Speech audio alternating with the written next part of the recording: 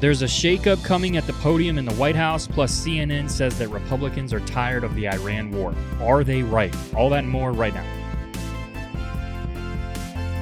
Welcome to episode 81 of the Republic Brothers podcast. He's Matt, I'm Mike, and today is August 19th. Please hit that subscribe and like button so you don't miss our next episode. Now let's start today with a topic we haven't touched on yet. Donald Trump announced on Truth Social that Karoline Leavitt will step down from her role as White House press secretary at the end of August. In a statement confirming the move, the 28-year-old explained that following the birth of her daughter, Viviana, in May, she made the decision to prioritize time with her two young children rather than balancing the demanding schedule of the podium. Reporting from CBS News notes that both Trump and Leavitt described the exit as a personal, family-focused choice. Rather than cutting ties with the administration, Leavitt is transitioning to an outside advisory position. Trump stated she will serve as a key outside advisor and public voice for the administration heading into the midterm campaign cycle. An official successor for the podium has not yet been named. Taking the podium at age 27 in January of 2025, she became the youngest White House press secretary in U.S. history, surpassing Ronald Ziegler. Leavitt established an aggressive posture against legacy media outlets while introducing dedicated seats for independent and conservative creators. I think Karoline Leavitt was one of the best press secretaries that we've seen. That may be a little bit of recency bias talking, but I thought she was great. She was good, but I do think that is recency bias. Kayleigh McEnany was the greatest for me of the ones I remember. There are countless times when she would smack down a reporter, and I give her more credit because that was the first Trump administration, which was less organized and a lot more chaotic. Karoline will be missed by the Trump administration, but you certainly can't blame her for wanting to be there for her family. Even if she never worked again, she's done some cool things in her career.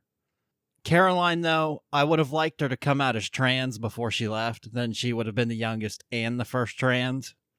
So, how do you think the administration is going to manage podium messaging heading into the midterms when we have a new voice at the podium? And will the next press secretary maintain Leavitt's combative posture or adopt a different tone with the press? I'm going to guess Trump will try and find someone cut from the same cloth. Trump himself is usually combative with the press, and he probably wants that at the podium as well. He will look for someone who will stand up to them and not let them get away with clippable moments or any lies. I assume the search for a new press secretary has already started. At least I hope it has. I don't think the messaging part is a large concern. Trump loves to have the mic himself, and he will want to be the one getting the message out. J.D. Vance will also be a part of that. The new press secretary will likely just be there to reinforce and clarify, and probably put out some fires at times because we know Trump can get himself into some controversy. Yeah, I like how she handled the media. She was firm but fair, especially in a position where you know left-wing media is looking to trip her up or get a soundbite or twist a narrative or something. 27 years old is crazy, too. 27 years old, and she's at the podium speaking on behalf of the President of the United States. Could you imagine having that job when you were 27? There would have been a lot more combative moments if it were me, and there might have been some F-bombs flying. Although the media might have loved me, because on day one, I would have come out as a transgender black queer person, and then they could never question me. I think every press secretary the Republicans have from here out will have to be similar to Karoline. A lot of people think Trump broke some minds on the left, which he did. But if you think back to before Trump, how did the media treat Mitt Romney? Romney was a fairly normal person, yet they called him all kinds of names. You probably remember the binders full of women claim. It didn't happen with Biden mostly because he just hid from everybody. But I just assume this is the new normal when it's a Republican. Yeah, I agree. Well, speaking of left-wing media, CNN is reporting that while public polling indicates that about 3 in 10 voters approve of the administration's handling of the Iran conflict, vulnerable Republicans defending thin House and Senate majorities are largely choosing to stand by the president. GOP candidates are gambling that voters will prioritize national security objectives over short-term economic strain, particularly rising gas and energy prices caused by instability in the Strait of Hormuz. Lawmakers like Representative Jen Kiggans and Senator Dan Sullivan argued that eliminating Iran's nuclear capability and keeping global shipping lanes open are existential priorities that justify the military action. House Speaker Mike Johnson and Senator Jim Justice have acknowledged the direct impact on gas prices, framing it as a necessary cost to achieve a decisive victory.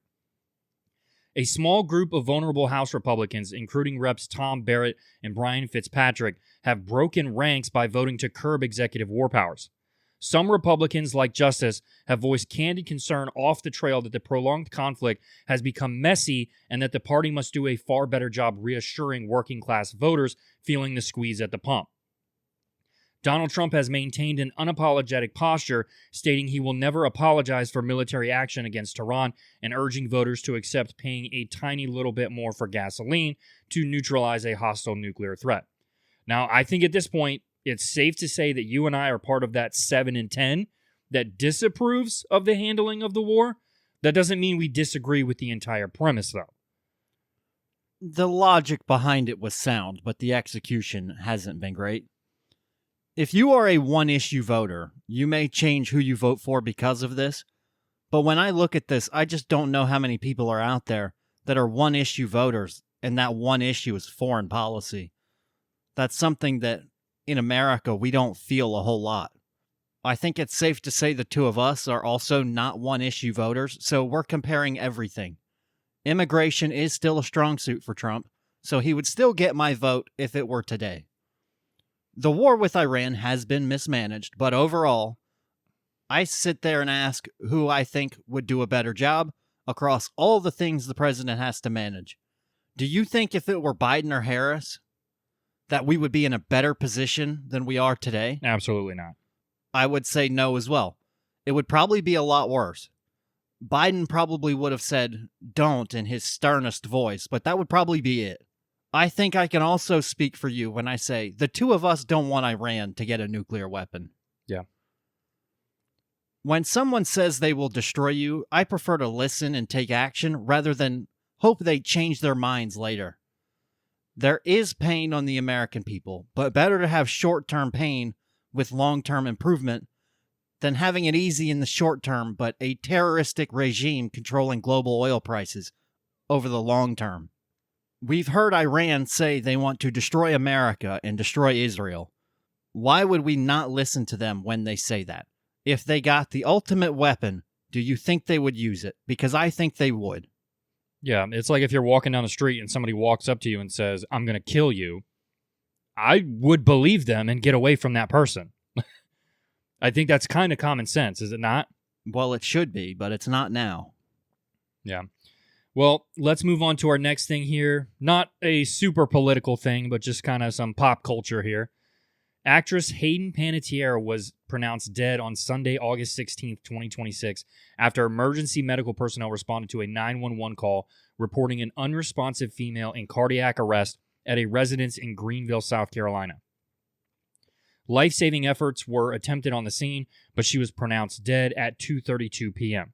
She was 36 years old, just days shy of her 37th birthday. The Greenville County Coroner's Office and local law enforcement confirmed that an initial autopsy showed no signs of external trauma or foul play. An official cause of death has not yet been determined and is pending further toxicology and medical testing.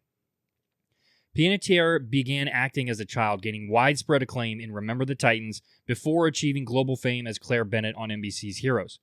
Panettiere had recently published a memoir, This Is Me, in May of 2026, where she wrote openly about the pressures of childhood fame, her struggles with substance abuse and postpartum depression, and the devastating loss of her younger brother, actor Jensen Panettiere. He passed away in 2023 at age 28 from an enlarged heart condition. Her father, Skip, confirmed her passing in a statement provided to ABC and the AP, remembering her as, quote, an incredible light and a force of nature who brought immeasurable love and joy to all who knew her and to the millions who watched her on screen, end quote. This is sad, honestly. 36 years old is very young. Now, I never watched any of her newer shows, but it's hard to imagine that little Cheryl Yost from Remember the Titans is gone. Yeah, it's always sad when someone young passes away. I hadn't heard anything about her in years and hadn't seen any of her new shows. This was shocking news, but hearing a former child star died from most likely a drug overdose is not all that surprising. It seems like Hollywood does a number on young children, and this seems to be the way it ends. Yeah, and I don't know if you saw any of the stuff about Neutrogena and their stock falling ever since this happened. Did you see any of that? I have not heard that, no. So, I guess right after her memoir came out, people started posting a lot of clips from that memoir, and then it came out that Hayden tried to get out of her contract with them, citing, her mental health issues and things like that, and Neutrogena wouldn't let her out of her contract. And then her contract ended shortly later, and they didn't re-sign her. So now all that's resurfacing, and now Neutrogena's stock is just dropping because everybody's like, oh, boycott Neutrogena. Their parent company also owns Band-Aid and something else that you see all the time. I just can't remember what it is. So this was a business that didn't want to pay someone not to work, essentially? Yeah, basically. I'm curious how difficult it was to be in the ads for Neutrogena. Were they abusing her? If that was the case, I think she would have got out of it on her own. There's got to be some for-cause stuff in that contract. I wouldn't worry too much about that. Yeah, and I don't think it's going to make much difference either. Like I said, the stock is dropping, but it's just going to end up going right back up. Yeah, give it a week or two. People will forget about it. Boycotts don't typically last very long, unless you're Bud Light. Yeah, and all the people that don't care one way or the other, they're just waiting for it to keep dropping so they can buy it lower. Well, let's stay on the pop culture train, and let's talk about one Jason Arde. This is the story people are conflicted on, so let's go over it. Jason Arde was born in London in 1985 and was diagnosed with global developmental delay and autism at a young age. He reportedly didn't begin speaking until he was 11 years old and didn't learn to read and write until he was 18. Despite those enormous challenges, he went on to earn multiple degrees, complete a PhD, and build a career as a sociologist studying race, education, and inequality. Then in 2023, he achieved something historic. At just 37 years old, Arde became a professor at the University of Cambridge, making him the youngest black professor in the university's history. His story was celebrated around the world as an extraordinary example of overcoming adversity. But that success eventually came under intense scrutiny because it was all a lie. Questions were raised about his doctoral thesis, with critics identifying more than 100 passages that appeared substantially similar to material from an earlier academic thesis. Arde denied deliberately plagiarizing the work and said mistakes occurred during a period when he lacked adequate supervision. There were also questions about other claims in his professional biography and life story, including some of his reported accomplishments and affiliations. Cambridge initially defended him, but eventually launched a new investigation. This is someone, by the way, who claimed to run 300 miles in 3 days. That's 4 marathons a day. Anyone who questioned Arde had the police called on them. When one professor noted the plagiarism in one of his works, Arde called the police and reported him for racism, which in the UK is worse than murder these days. See the Henry Novak case if you don't believe me. On August 5th, 2026, Arde resigned from Cambridge, saying the intense scrutiny had become overwhelming. Just days later, he died at the age of 41 from suicide. His death has transformed what was already a controversial academic story into something much more complicated. Supporters argue that Arde was subjected to extraordinary scrutiny and point to the racism and abuse he experienced. Critics argue that questions about academic integrity have to be examined regardless of someone's race or background. When someone asked shortly before his death about some of the accusations, instead of denying, Jason Arde responded that he didn't think anyone would notice and why do they care. It turns out Jason Arde was just a racial grifter, and he used that to become famous. Cambridge needed a black man to meet their quotas, so they found one, and didn't really look into whether he was qualified or not. He was a minority, so we were all just supposed to look the other way. We're seeing celebrations of his life throughout the UK right now, despite the fact that this really isn't someone whose life should be celebrated. It's a tragic passing, and we certainly wish he didn't kill himself. He lied consistently, but was never stopped. Some of that's not on him. You can actually go online and watch some of his lectures now, and you will hear Roger Goodell speak. Our day would talk for hours, use all the fancy buzzwords the left loves to use, but when you actually break down what he said, it was absolute garbage. Talk for hours, but ultimately say nothing, just like the NFL commissioner does. I mean, that sounds a lot like our politicians these days, doesn't it? Very similar, yes. Yeah. I mean, I have a little bit of empathy for him. It's sad he died, but anyone who blames his downfall or death on racism is an idiot. He cheated, he got caught, end of story.